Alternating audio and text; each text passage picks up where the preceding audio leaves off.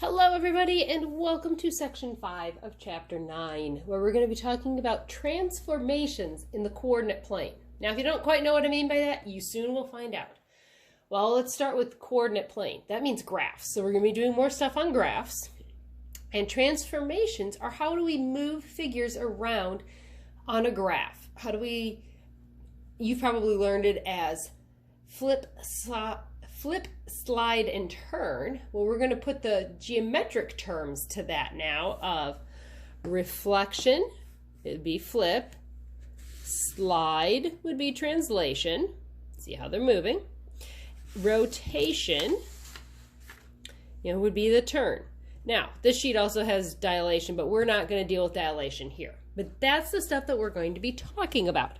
Now, before we get started with that in any great detail, I want to talk about some terminology a little bit because that's going to be important to understanding what we're doing. So if you take a look here, we have what we call a pre-image and an image. So the pre-image is the original picture, the original image that you're working with. And it's before you've done anything to it, hence pre-image. Now, if it's helpful, maybe do take your notes in color, do your work in color so that you can tell some things apart. I'm going to try and do that as we go to help hopefully make things a little bit more clear. So on this particular page, all of my pre-images are going to be in blue. And I've got a couple more examples. All of my images, the thing that's been transformed in some way, are going to be in green.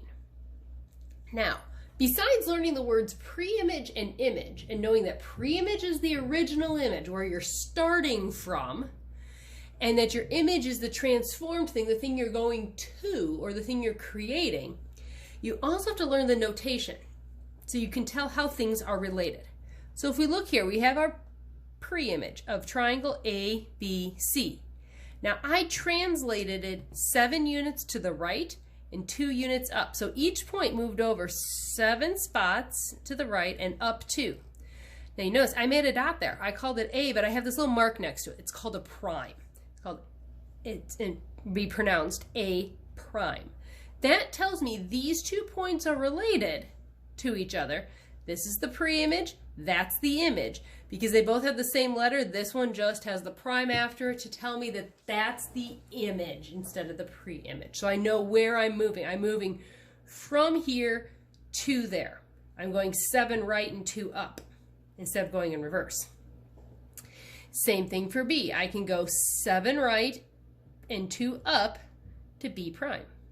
Same thing for C. 7 right, 2 up to C prime. And you'll notice that here are all the coordinates for A, B, and C.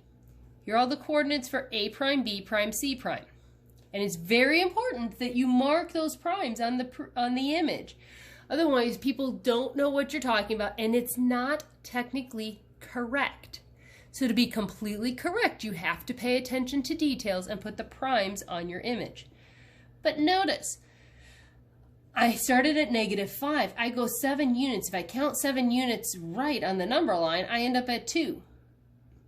And I count 2 units up on the number line, I go from -1 to +1. So it's like adding 7 and adding 2, because up and right are positive moves. Now the next thing we're going to talk about, so these are translations. We'll talk about those more in a separate video. Then we also are going to look at reflections. So here I have my pre-image. It's a rectangle, EFGH, and it's reflected over the y-axis. So I flip it over. I don't slide it over, but I flip it over. So it's a mirror image. When we reflect, we have mirror images. So that means that whatever is closest to the y-axis stays closest to the y-axis when you flip it over. So that means E and H are close. So they will stay closest to the y-axis. They're 3 units away here for the pre-image. So the image is also going to be 3 units away from the y-axis. But notice I put the primes on them. F and G are the farthest away. They flip over. They don't move up or down. All they do is they're x values of their ordered pairs change. And you have primes on them.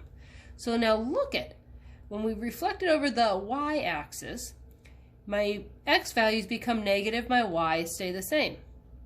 Notice that?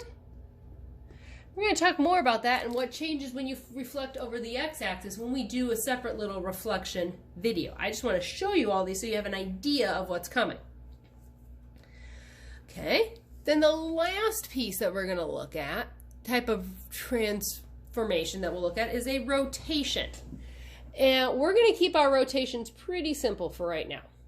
This one is a 90-degree rotation clockwise. So as the clock hands move clockwise about the origin. So that would be our reflection point. And that's how we're going to start everything. We're not going to get fancy and go around other points. We're going to do everything around the origin. That's like our spinning point. So once again, my pre-image is blue, my image is green. And what do you notice? That when I rotate it, I'm going to start here with L. L is originally at 0, 1. Now L prime is at 1, 0. So it flips spot, my X and Y kind of flip spots. Same thing happens with K and K prime. J does one other little thing. Notice that my X and Y flip spots and then the Y changes sign. So 3 and -5 flip around and -5 becomes positive. That's technically what's happening with zeros, but zeros can't change sign. So X and Y change place and Y changes sign. As we do each of these for the rotations and the reflections, I'll try to give you some hints on ways to make it easier on yourself so you know exactly what's happening. In the next video, we're going to look specifically at the different types of transformations specifically.